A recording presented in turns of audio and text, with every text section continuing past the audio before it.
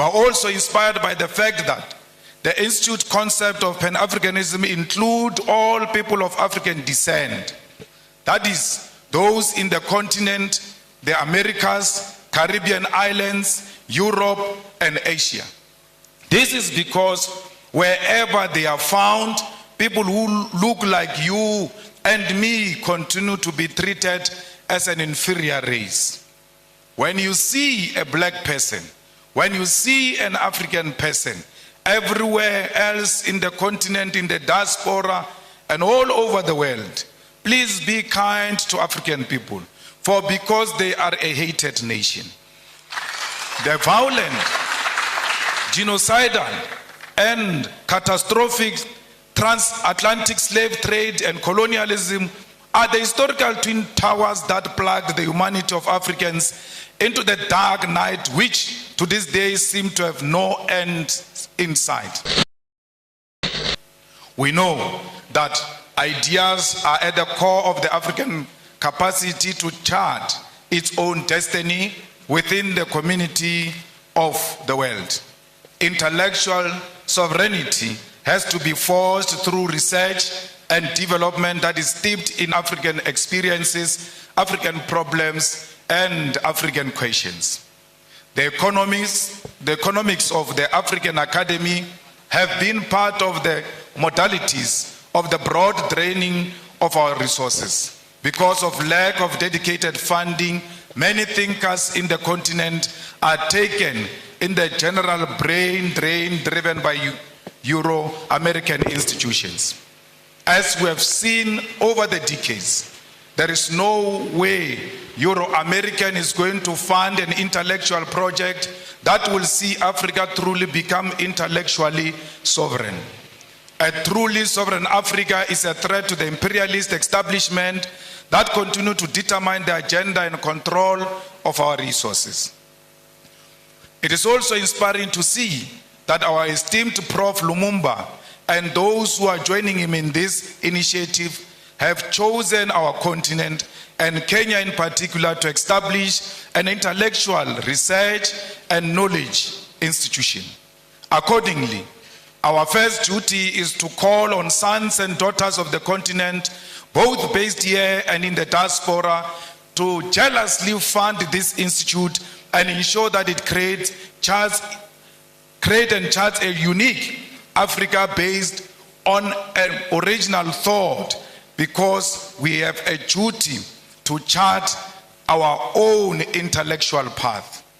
We are also inspired by the fact that the Institute concept of Pan-Africanism includes all people of African descent. That is, those in the continent, the Americas, Caribbean islands, Europe, and Asia. This is because wherever they are found, people who look like you and me continue to be treated as an inferior race.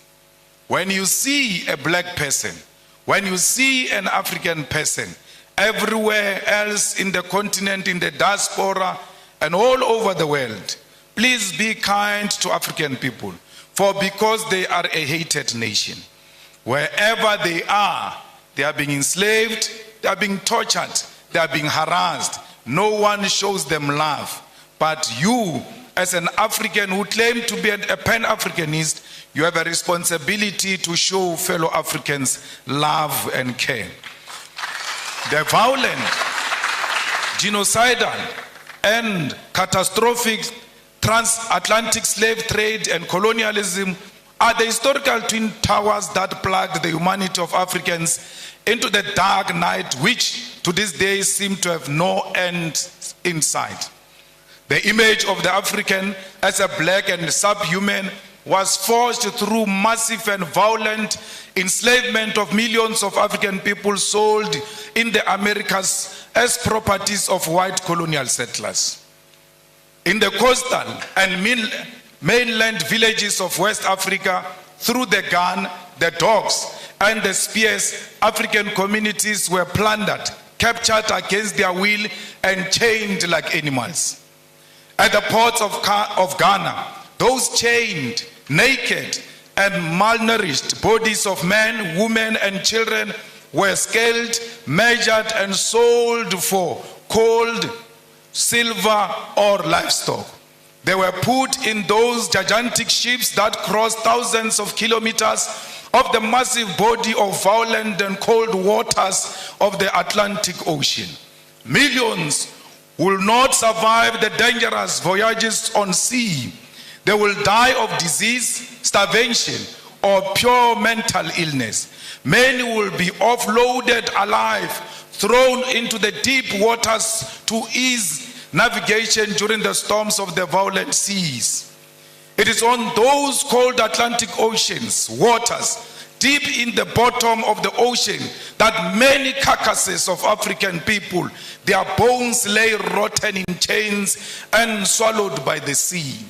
Those who survived and on arrival in the Americas were forced to work in the different plantations of white men. From the voyage ships to the plantation, the image of an inferior African was being constructed through brutal force. Then began the violent colonial conquest for settlement aimed at our natural resources that defined our native continent. The white man sought to rule Africa and here designed a system of racial segregation, racial humiliation, racial abuse that lasted for many centuries. The colony and the plantation, with the voyage slave ships in the middle, were the perfect technologies of recreating the African into a subservient being whose only survival in the modern world must always be through white tutelage, supervision, and approval. The transatlantic slave trade, colonial conquest, and colonial rule are responsible for the zombification of the African soul and its intellectual damnification and the psychotic condition where Africa and its people cannot handle their affairs without white supervision. As both an intellectual project and a program of revolutionary change, Pan-Africanism is first the recognition of this terrible history, which by all definition remains a world history that has cast the African into a global identity of inferiority amongst people of the world. Pan-Africanism is never forgotten noise of the painful cries of those captured slaves whose black bodies were swallowed by the Atlantic Ocean from the slave ships.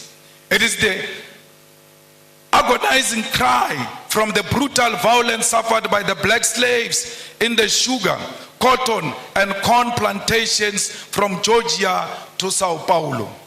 There you have it, guys. Julius Malema is usually full of these revolutionary speeches. Sometimes you wonder where he gets them from.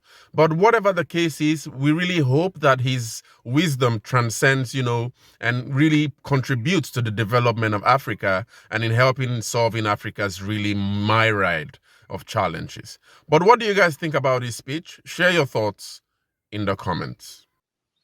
Thank you for watching, guys. I really hope you enjoyed this video.